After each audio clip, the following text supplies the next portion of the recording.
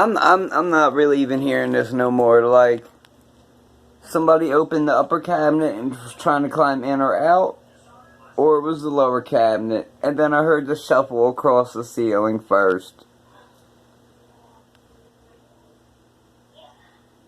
And then when I start bitching, everybody goes to bed, and, you know, all this stupid ass shit, because nobody knows what's going on, because, you know, I'm imagining everything. But guess what? Who's willing to take a polygraph test? Who's willing to actually sit down with the FBI and let them go through the damn house?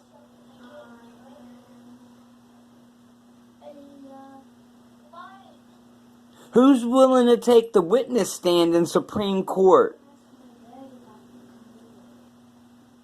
Because I sure as hell ain't lying to no Supreme Court judge.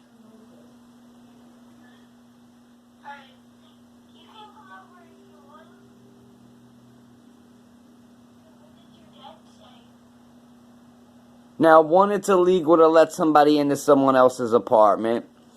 2, it's illegal to aid and abet in torturing someone. 3, it's illegal to torture someone.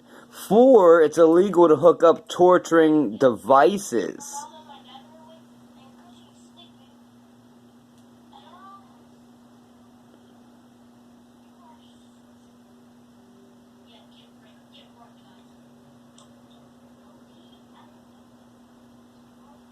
When somebody tells you that they can feel their surroundings, you know, it took a second, but yes, then I could feel the change. What? Nobody understood that? Nobody understood that when I said that shit?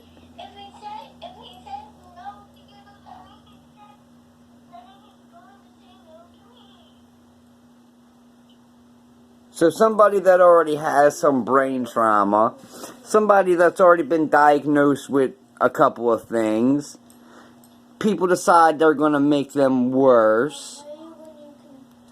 People are going to torture and look the other way for some free shit.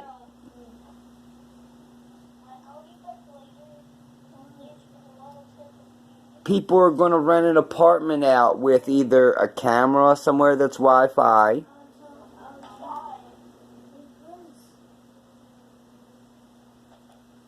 more than one way into the apartment this way, more than another way than that door over there that's locked.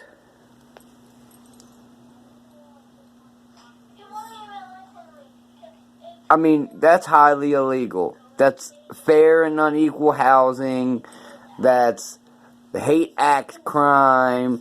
That's 18 U.S. 241. That's 18 U.S. 242. That's torturing. That's aiding and abetting in torturing.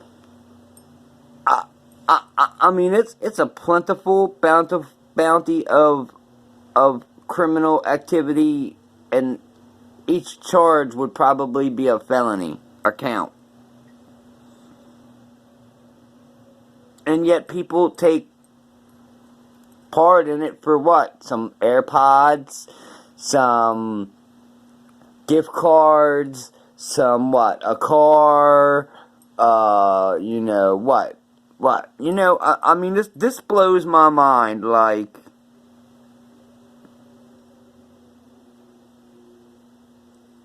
so they're actually guilty around my old address of torture and aiding and abetting of torture, theft, and because I used to put padlocks on the door, and the hinges, the little pins were on the other side for the hinges, and they were taking the pins out because I sprayed them with WD-40, for which is clear, and somebody coated them in fucking black grease. So somebody was taking the pins out of the door in the middle of the night after I was knocked out on remote neural monitoring and going through my shit at that address. Then I rent this apartment, still knocked out on remote neural monitoring, hit with frequencies, hit with high EMF, And then I got somebody breaking and entering into my apartment through either the cabinet, the closet, the front door, or another way that I just ain't figured out yet.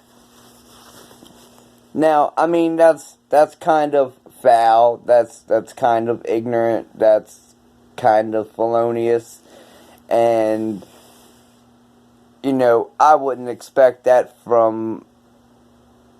definitely wouldn't expect it from somebody that, you know, I've known for so long to even look the other way or aid in a bed or anybody below me to aid in a bed for some free shit. Like, this is ridiculous to the highest power.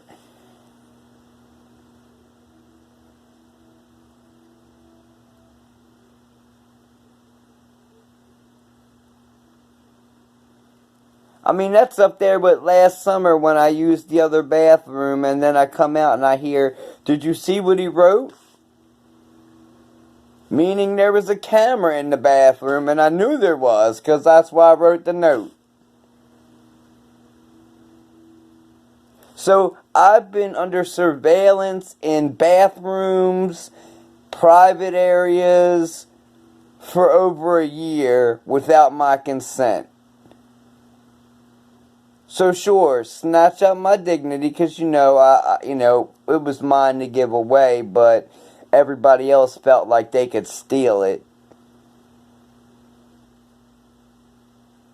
Then they figured they could just enter my apartment whenever, when, you know, landlord-tenant paperwork, you know, when you look up the law, it says, I'm due privacy.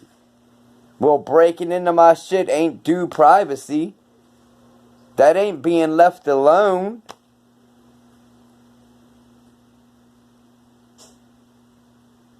And for people to hook up torture devices and constantly use them, that blows my mind. And the cops want to look at me like I'm a criminal? Yeah, right.